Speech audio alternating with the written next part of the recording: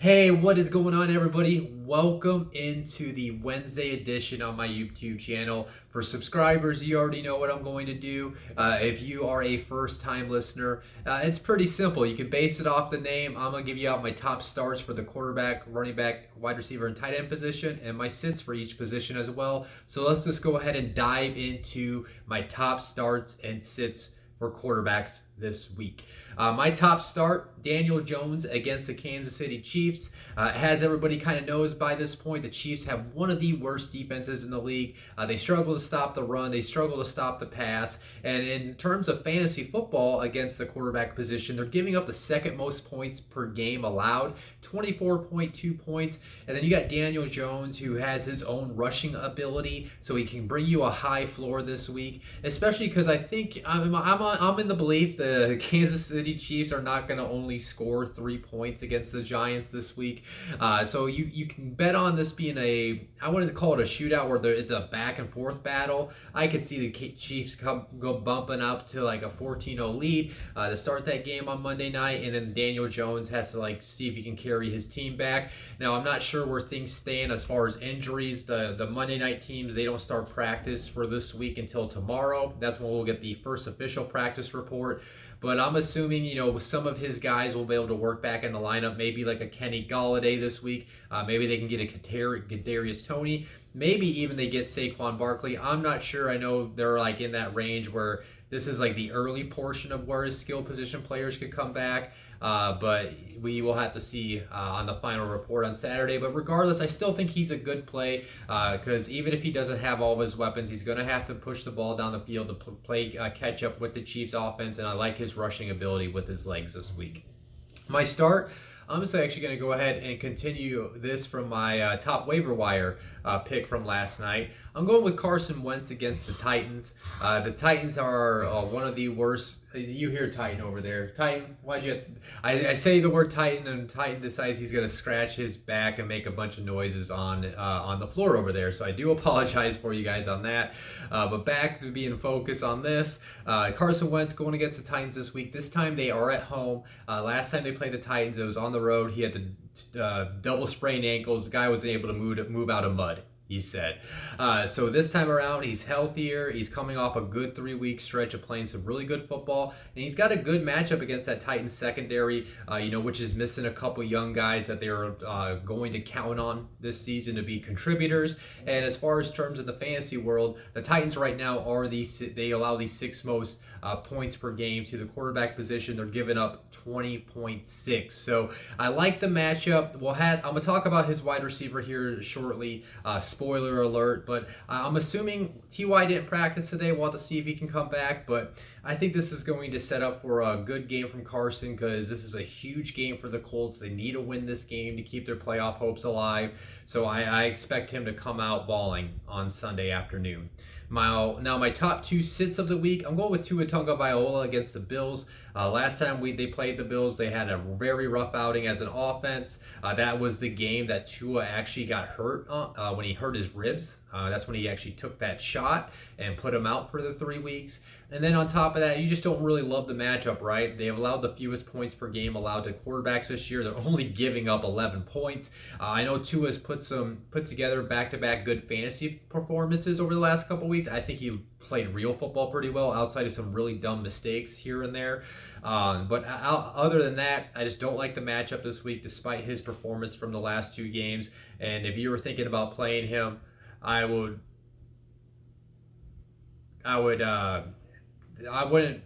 consider. Sorry guys, I had something pop up on my phone like I was getting a call or something, but whatever that case was, that's over. But yeah, I just don't think Tua is a good play, just based on the numbers and based on the matchup and what happened last time the Dolphins played the Bills. And then my top sit of the week, I'm going with Taylor Heineke against the Broncos. My other sit, not my top sit, but yeah, I'm going with him.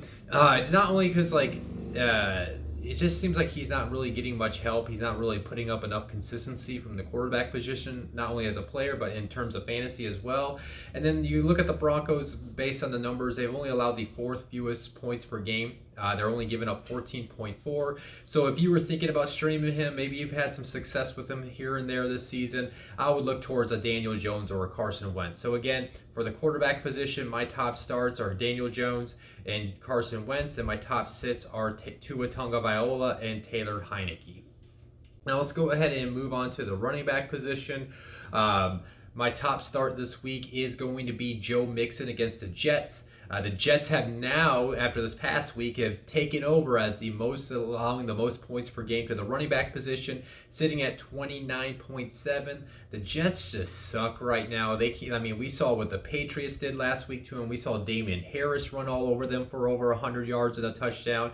So I think Joe's not only I think Joe's going to get that. I wouldn't be surprised if maybe some guy like Samaje Perine or Chris Evans does a good game, because they'll probably be sitting the starters. Spoiler alert, that's going to play into a factor with one of my sits coming up here shortly. But yeah, I think they're going to blow out the Jets where the starters are sitting by the fourth quarter. But I do think Joe's going to get his numbers in those first three quarters to help close out another win for Cincinnati. My other sit, Damian Harris, like I just mentioned, coming off that strong game against the Jets, and he's got another great matchup against the Chargers defense, who has been one of the worst rushing defenses in the league thus far this season. In terms of fantasy, though, they have allowed the third most points per game to the running back position, giving up 24.3. Damian Harris is that lead dog. He's going to get the most touches out of the Patriots backfield. So whenever you got the matchup right for a Patriots running back that's dominating the touches, you got to play him when you get the chance. So I think Damian Harris is once again another good play in week 8. And then my top sits, I'm gonna go ahead and say this. This is the top guy on the list you're seeing right there. I can go ahead and say, if you guys want to drop him, you can probably go ahead and drop him at this point. I know I just did in one of my 12-team leagues to go pick up Kenneth Gainwell. So yeah, I just think Mike Davis is just not only I think he's droppable at this point because he hasn't done anything. I think he's got one touchdown on the season. That's about it. So yeah, and on top of that, I just don't like his matchup. They're going against the Panthers this week. The Panthers have allowed the fewest amount of points per game to running backs. They're only giving up 12.7. He hasn't shown you anything promising. So, if you're thinking about playing him in your flex or something like that, I just would stay away from Mike Davis, not only for this game, but probably for the foreseeable future, unless he proves himself elsewise. My other sit of the week is going to go ahead and do Myles Gaskin against the Bills. I know Myles Gaskin is set to see maybe more of a consistent volume amount of touches with the Malcolm Brown going to IR, but I just don't like his matchup this week. He's got the Bills allow the fourth fewest amount of points per game to the running back position, only giving up 13.8 points a game. I'm going to talk about another Dolphin here and shortly why I'm to sit. The Bills have one of the best defenses in the league. They're coming off a bye week, so I just don't like that. I don't think that sets them up well for success this week, especially when you got all the hoopla surrounding the Miami organization this week as we get to the trade deadline on Tuesday. So yeah, those are my top starts for the week. At the running back position, Joe Mixon and Damian Harris, and my sits are Mike Davis and Myles Gaskin. Go ahead and move into the wide receiver position.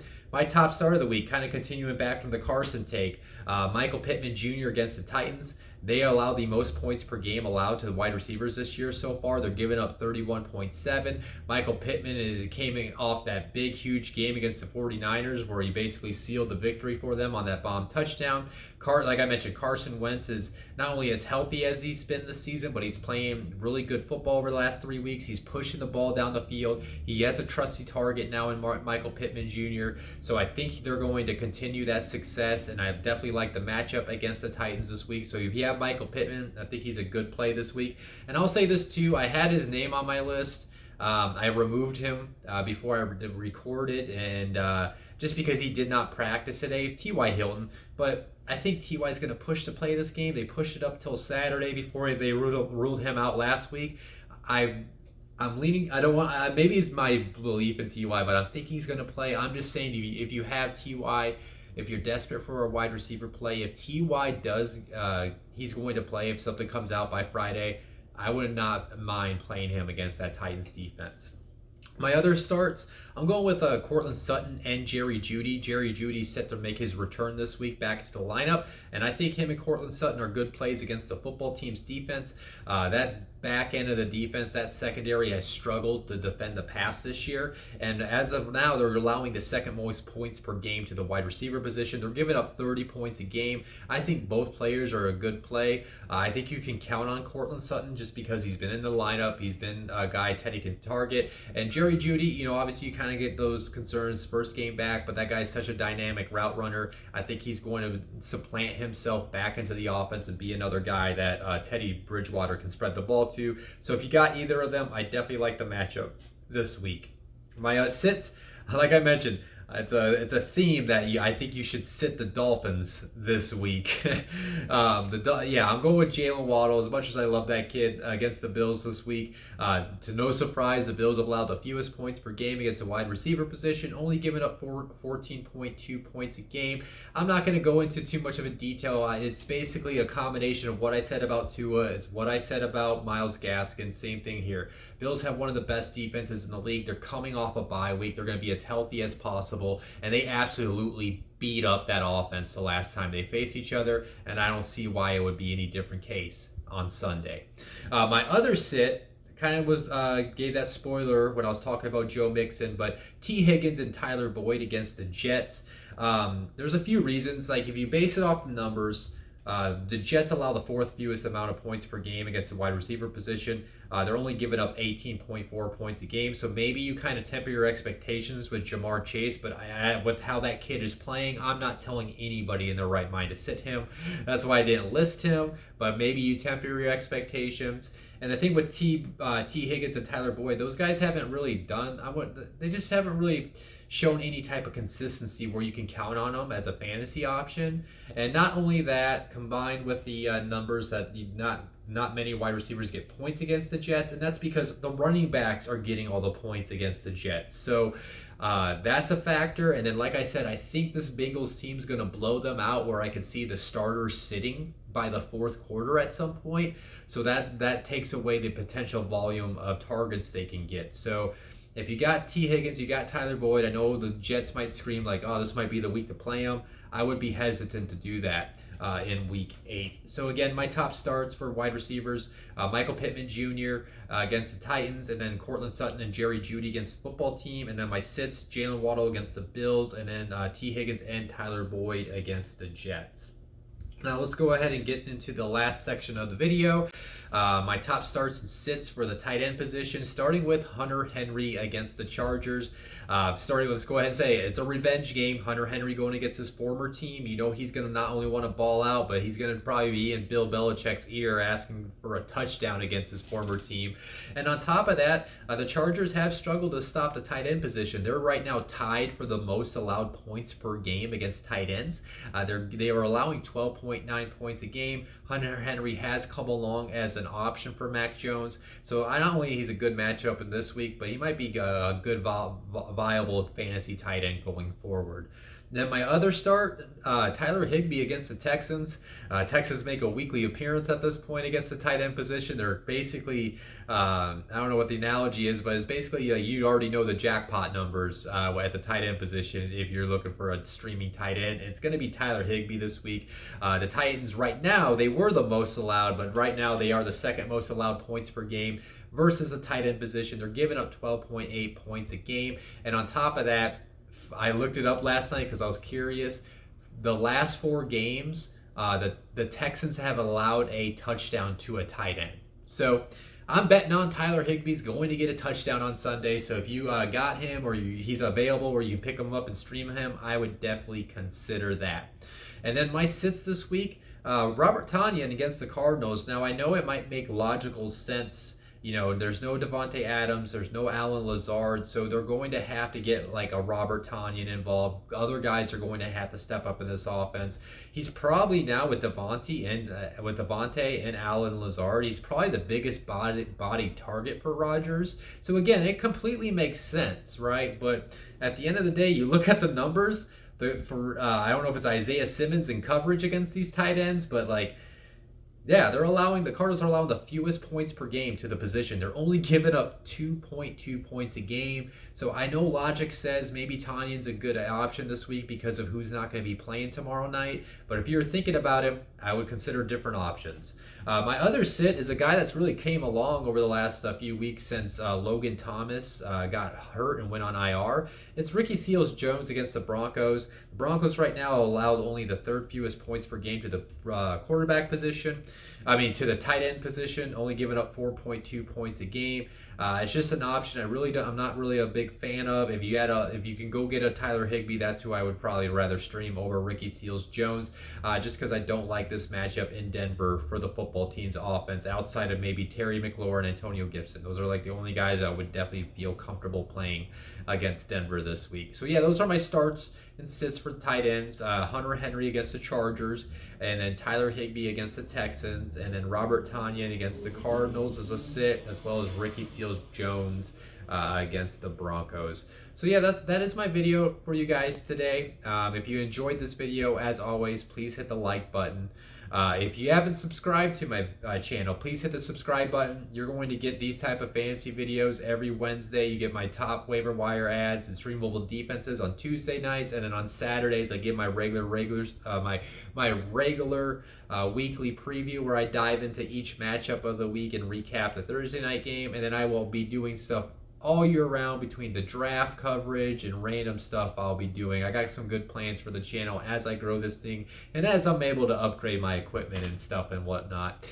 So yeah, subscribe if you haven't yet. If you haven't checked out the Prospect Encyclopedia, go check it out. Go see what it's all about at prospectencyclopedia.com. You get the entire PDF for $15. Individual team PDFs run for $1. You can check out the Buck section for free. I wrote that. Let me know what you think about it, and if it impresses you enough, you can go buy a section or the entire PDF of the Prospect Encyclopedia. Other than that, I'll go ahead and get out of here. You guys will see me on Saturday when I do my Week 8 preview. So peace out. If you have any questions, DMs, at me on Twitter, shoot me a text. Let's talk some fantasy football. Talk to you guys Saturday.